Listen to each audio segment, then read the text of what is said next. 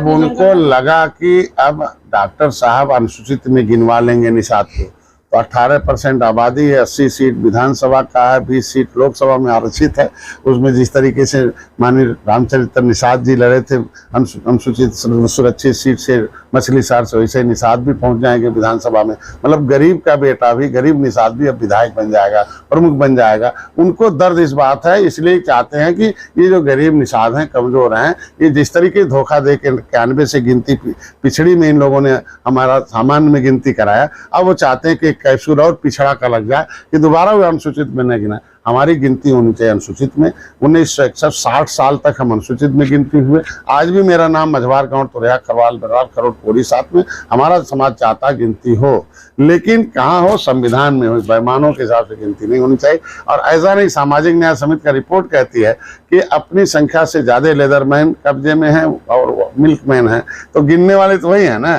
तो बिहार में जैसे गिनती हुई है, चारपाई बैठ गया, अपनी जो पौआ वोट था झौआ भर बना दिया है, हम कहते हैं, और बाकी झौआ भर वोट को पौआ बना दिया। अपनी समुदाय को गिनेंगे कि मिल्कमैन समुदाय है, एग्रीकल्चर समुदाय है, और बाकी फिशरमैन को गिनेंगे कि साहनी अलग है, केवट अलग है, बिंद अलग है, मल्ला अलग है, नुनिया अलग है। एक तो गलत हुआ कि बंगाल का पार्ट है बिहार, बंगाल में अनुसूचित जात की सूची में हम गिने गए थे उन्हें, बाद में बिहार अलग हुआ तो पन्ना कहाँ गायब हो गया, तो हमारा अनुसूचित में क्यों नहीं यहाँ आया और हमारा पिछड़े में गिना। यही जो मुख्यमंत्री जी हैं उन्होंने कई बार लिखा कि उस तो विसंगति दूर हो। तो हमें पिछड़ी में गिनना ही गलत है, और गिना भी तो कितना गलत, ये दशमलव कर दिया, इतने इतने हजार वोट है। तो इसका मतलब कोई नुनिया का बेटा जाएगा टिकट मांगने, कहेंगे अरे तुम्हारा वोट तो 5000 है, तुम कहाँ राजनीति करो, चलो अब पौआ भर वोट है, चलो पौआ पिला अपने समाज को, इनको वोट दे दो। तो ये बेईमानी है, धोखेबाजी है, ये गिनती नहीं होनी चाहिए। पहले विसंगति दूर हो जा कि निषाद कहाँ गिने जाएंगे। भाई राज्यपाल ने हमें निकाल रखा है, राष्ट्रपति ने हमारी गिनती कराते रहे, हम संविधान में पहले से 60 साल से अनुसूचित जात की सूची में। तो कौन से आयोग ने रिपोर्ट दिया कि भाई आरक्षण का मुद्दा अनुसूचित जात का दिल्ली से तय होता है, ओबीसी का राज्य से तय होता है। तो हम दिल्ली के लिस्ट में अनुसूचित हैं, तो उत्तर प्रदेश की लिस्ट में क्यों हमें आपने डाला है? तो कौन सा ऐसा आयोग ने रिपोर्ट दे दिया कि केवट मल्ला जो है इनका विकास अच्छा हो गया है और इसको बिना संविधान में संशोधन के इनका नाम पिछड़ी में डालना अन्याय है। इसलिए मैं इस अन्याय के खिलाफ करता हुआ हूँ। और विसंगति जो 193 जातियां जो रोड पर घूम रही हैं, जिन्होंने देश को आज़ाद कराया है, विमुक्ति जनजाति के रूप से जाने जाते, वो कहाँ गिनी जाएंगी? ये तो तय हो। इस सड़क पर बेचारे ठेला लेके घूम रहे हैं और ठेले पर राणा प्रताप का चिन्ह है। पूछो क्या बात है? क्या मेरे पुरखे मुगलों से लड़ने के नाते राणा प्रताप का साथ दिया था, इसलिए हमें उजाड़ दिया। तो मुगलों ने, अंग्रेजों ने उजाड़ा, ऐसे उजड़े रहेंगे। अब ये सब कसम खाए हैं, इन धोखेबाजों को उजाड़ के हटाओ और मोदी को लाओ और फिर सर्वे कराओ और सबको सम्मान संविधान के मुताबिक जहाँ जहाँ जो है उनकी गिनती करा के दिखाओ। मंत्री जी, इंडिया गठबंधन में जो खटास दिखाई दे रहा है, अखिलेश यादव इंडिया के गठबंधन पे आरोप लगा रहे हैं कि इन लोगों ने हमें गुमराह किया है, आप इसको कैसे? मैं तो बहुत पहले कहा था ना, बार बार प्रेस में कहता हूँ, ये सब बटुए जोगी मठ उजाड़ हैं, ये सब बिन दुल्हे की बारात हैं, इनका कोई कुछ है नहीं। दल दिखते हैं फोटो में, फोटो खिंचाते हैं दल हैं, दिल नहीं है। दिल तो एक दूसरे के खून के प्यासे हैं ना, एक दूसरे के खिलाफ उनके विचारधारा हैं, वो कैसे वोट डालेंगे? अरे उन्हीं के खिलाफ ही पार्टी खड़ी हुई है, तो वो तो हमेशा अपने लिए जिंदा रहने के लिए फोटो खिंचवा रहे हैं।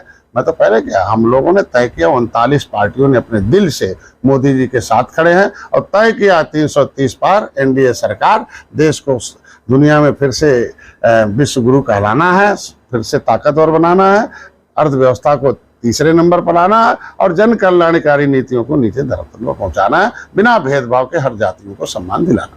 ओम प्रकाश राजभर ने भी हर जाति गणना पे जो है प्रश्न उठाया था। उनका कहना कि जाति जनगणना में जो गड़बड़ी की है, आपका आरोप है कि किसी जितनी जनगणना है उसमें भी गड़बड़ी की है। निश्चित रूप से धोखेबाज लोग हैं, सब षड्यंत्रकारी लोग हैं, ये सब किसी समाज के साथ, इसीलिए तो समाज इनसे दूर हो रहा ना, इसीलिए तो इनका बटन अब नहीं छू रहा ना। कांग्रेस का, सपा का, बसपा का, ये आरएलडी, आरजेडी, ये सब धोखेबाज है।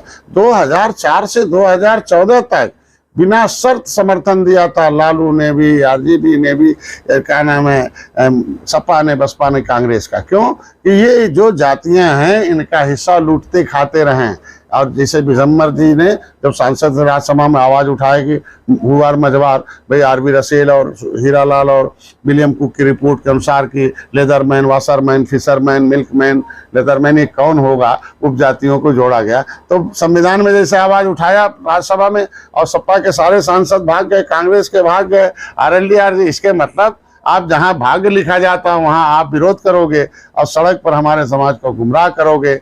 अब वो समझ गए निषाद राज के वंशज हैं, जाके किले पर कसम खाते हैं कि जिस तरीके से त्रेता में भगवान राम को सेना देकर रावण राज खत्म किया था, अब ये सेना बन गई है। अब वो सेना पौआ पीने वाली नहीं है, पार्टी और पावर लेकर अब अपनी समस्याओं का समाधान करना। मंत्री, जिस तरीके से आजम खान बेटे और पत्नी को सजा हुई है, न्यायालय पे सवाल उठा रहे हैं कि न्यायालय निष्पक्ष काम नहीं कर रहा है, आप इसको? उनको जिनको लोकतंत्र पर विश्वास नहीं है वो लोग ऐसे बात करते हैं।